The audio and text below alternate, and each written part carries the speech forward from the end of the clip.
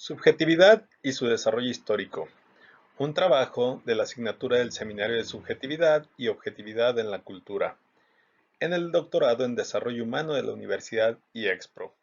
presentado por su servidor, José Roberto Tejeda Valdés, licenciado en Nutrición con maestría en Administración.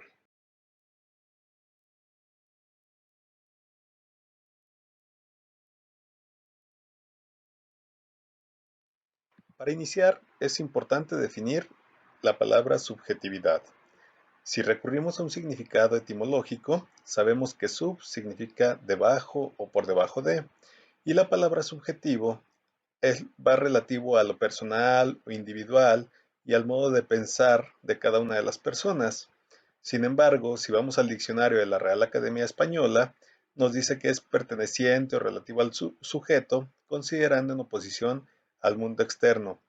En ese sentido, podemos definir la subjetividad exclusivamente a lo que acontece dentro del sujeto, es decir, lo que siente, lo que piensa, lo que vive o lo que experimenta internamente, sus sentimientos, su forma de comprender las cosas o todo su entorno global, ¿no?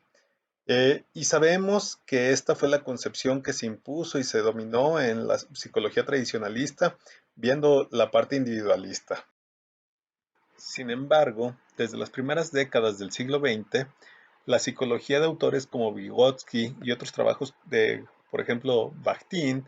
venían desarrollando diferentes estudios que teorizaban acerca del origen social, histórico-cultural, constituyente de la subjetividad humana. La idea principal planteaba que la subjetividad tenía origen afuera, en las relaciones que se establecen entre personas o con los demás, constituida por procesos históricos y culturales, los cuales configuraban nuestro sentido de ser y estar en el mundo y con nuestros alrededores. En el caso de estos autores, califican los procesos instituyentes como una sociogénesis de la conciencia, destacando con ello el papel decisivo o el impacto que tenía el entorno social, histórico y cultural en la formación del concepto de subjetividad, y se le da origen así a la perspectiva sociohistórico o histórico-cultural en la psicología y en otras ciencias sociales. Ahora hablemos de los aportes de Vygotsky para el estudio de los fenómenos de la conciencia. Vygotsky desarrolla una psicología que propone como punto de partida el origen y la naturaleza social de la conciencia y el comportamiento humano. También se dedica a estudiar aspectos relacionados con el funcionamiento interno psicológico, como es el desarrollo de las funciones psicológicas superiores, los mecanismos de la interiorización del lenguaje, la construcción de la subjetividad, los procesos de la intersubjetividad y la naturaleza dialógica de la mediación semiótica. En la estructura teórica de Vygotsky la podemos englobar en tres temas. El primero es la creencia en el método genético o evolutivo, en la cual se refiere a la génesis de los procesos del desarrollo. En una segunda instancia tenemos la tesis de que los procesos psicológicos superiores tienen su origen en procesos sociales. Y finalmente un tercer tema en el cual la tesis de que los procesos mentales pueden entenderse solamente mediante la comprensión de los instrumentos y signos que actúan como mediadores, es decir, el lenguaje. Vygotsky construye una psicología de los procesos del desarrollo humano que habla del papel determinante de la historia y de las experiencias sociales en la formación de la conciencia. Además, estudia el comportamiento tomando en cuenta los procesos que van de la inteligencia natural a la instrumental, de la mentalidad primitiva hasta la científica y de la inteligencia infantil hasta la adulta, afirmando que los tres procesos tienen en común que son históricos, irreversibles y dialécticos. Así, partiendo de estos postulados, Vygotsky propone directamente la hipótesis de la sociogénesis de los procesos de la conciencia, privilegiando lo social y la construcción histórica de la conciencia sobre los enfoques individualistas del desarrollo interno, caracterizando lo individual como un proceso derivado y secundario de los procesos de construcción sociohistóricos de la conciencia. Vygotsky también nos explica que la conciencia del lenguaje y la experiencia social aparecen a la vez, de forma simultánea e influyéndose entre sí, lo que lleva a afirmar que la experiencia histórica y social siempre se presentan juntas y no se pueden separar psicológicamente. Sus mecanismos de conformación serían los mismos que los mecanismos de conformación de la conciencia. Pero aún así Vygotsky va más allá, expresa que la conciencia debe ser considerada como un caso particular de la experiencia social, por lo que propone hablar de experiencia duplicada como constructo teórico en la comprensión de la formación de la conciencia de sí. Para Vygotsky, las personas aprenden a tener conciencia de sí mismas en la medida en que aprenden a tener conciencia de los demás. Vygotsky insiste en contraponerse a las visiones reduccionistas, mecanicistas y atomicistas dominantes en aquella época, presentes en lo que él llamaba psicología empírica subjetiva, ya sea bien el psicoanálisis, y la nueva psicología objetiva, el behaviorismo estadounidense y la reflexología rusa.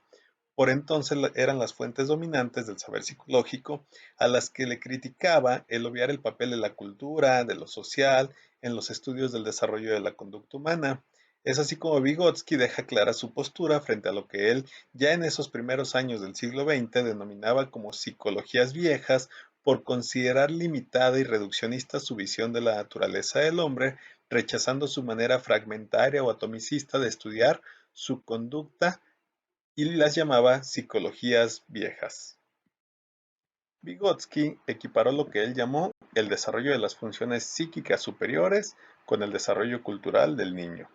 Durante el desarrollo se constituyen dos niveles de organización de las funciones psíquicas. Por encima de las naturales inferiores involuntarias se situarían las culturales, las superiores y las involuntarias. Vygotsky interpretaba la aparición del segundo nivel como producto del desarrollo histórico-social como una creación del medio social particular bajo la influencia del cual se halla el ser humano desde que nace. Las funciones psíquicas superiores las clasifica en dos grupos. En primer lugar, el dominio de los medios externos del desarrollo cultural y del pensamiento, como son el lenguaje, la escritura, el cálculo, el dibujo, y en un segundo lugar, el proceso de desarrollo de las funciones psíquicas superiores especiales, como son la atención, la memoria, la lógica y la formación de conceptos. Desde su pensamiento científico dialéctico, distinguen que el comportamiento de un adulto es el resultado de estos dos procesos, un proceso biológico de evolución natural de las especies y un proceso de desarrollo histórico gracias al cual el hombre se convierte en hombre culturizado. Vygotsky le otorga al hombre una racionalidad activa, una intencionalidad voluntaria, a partir de la síntesis particular y única que el mismo ser humano realiza durante la interiorización de lo social. El hombre para Vygotsky, en la etapa superior de su desarrollo, llega a dominar su propia conducta, subordinando a su poder las propias reacciones y relacionándose con el medio de manera activa y con posibilidades transformadoras. A pesar de que Vygotsky y Bakhtin no se conocieron personalmente, tuvieron aportes muy similares. Sin embargo, Bakhtin va un poco más allá al tratar el papel de lo ideológico como un hecho central en la construcción de la subjetividad, al estudiar el lenguaje como reflejo de lo social, contemplándolo, impregnando los intereses, valores, creencias, prácticas y visiones de la vida de los diferentes grupos sociales. Bakhtin concibe al hombre como un intérprete productor de textos, ya sean escritos y orales, o verbales y no verbales, y asume la comprensión activa, la comprensión dialógica como su principal elemento. Esta visión fundamenta y guía toda la obra de Bakhtin, intentando superar las diferencias clásicas entre texto y contexto, enfatizando la permeabilidad entre ambos, su carácter constitutivo, entendiendo al contexto como ya textualizado y al texto configurado por la historia y los acontecimientos y las situaciones de vida. Por su parte, González Rey nos presenta el concepto de subjetividad social como una categoría que intenta superar la idea de que la subjetividad es un fenómeno exclusivamente individual para presentarla como un sistema complejo que se produce de forma simultánea en los planos social e individual. Con este concepto, cuyas raíces teóricas parten de los trabajos precisamente de Vygotsky y Bakhtin, este autor trata de explicar cómo la subjetividad no está asociada únicamente a las experiencias actuales de un sujeto o de una instancia social, sino que forman parte de un entramado histórico-cultural que revela la forma en la que una experiencia adquiere sentido y significado dentro de la constitución subjetiva de la historia del agente de significación, el cual puede ser tanto social como individual. Y así define la subjetividad como un sistema complejo de significaciones y sentidos subjetivos producidos en la vida cultural humana, en donde lo individual y lo social conforman dos momentos estelares, los cuales se constituyen en forma recíproca a lo largo del desarrollo. Así pues, González Rey define al hombre como un sujeto de la emoción, es decir, la emocionalidad como una condición permanente en la definición del sujeto, afirmando que el lenguaje y el pensamiento se expresan siempre desde el estado emocional de quien habla y piensa. Además, considera y nos lleva a destacar que la reflexividad también es para este autor una característica del sujeto con la cual está comprometida la producción de sentidos subjetivos en todas las esferas de la vida. Así pues, según González Rey, la constitución del individuo en la subjetividad social es un proceso diferenciado en el que las consecuencias para las instancias sociales y para los individuos que las forman dependen de los modos que adopten las relaciones entre lo individual y lo social colectivo, en las cuales ambos aspectos tienen un carácter activo, ya que cada uno se configura de formas muy diversas ante la acción de los otros, proceso que acompaña tanto el desarrollo social colectivo como el desarrollo individual.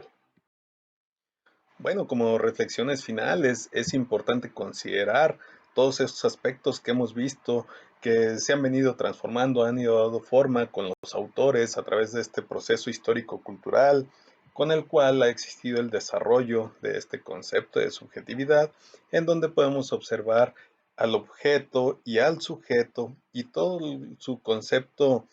y su medio ambiente, el cual es imposible separar al sujeto con su entorno y para el cual el concepto de subjetividad no puede quedar inherente únicamente al sujeto, sino que siempre deberemos de considerar tanto el proceso histórico en el que se encuentra como todo su medio ambiente en el que se desenvuelve, el aspecto social, las leyes, las normas, los valores y considerar siempre las emociones y la etapa que está viviendo un sujeto, tanto de edad, tanto de situación geográfica, de su medio ambiente político, económico, para ver la forma de abordar las situaciones y los aspectos en los cuales trabajará. Es inevitable que esto quede o que esto tenga una influencia dentro del pensamiento del sujeto, así como de las conclusiones a las cuales esté llegando.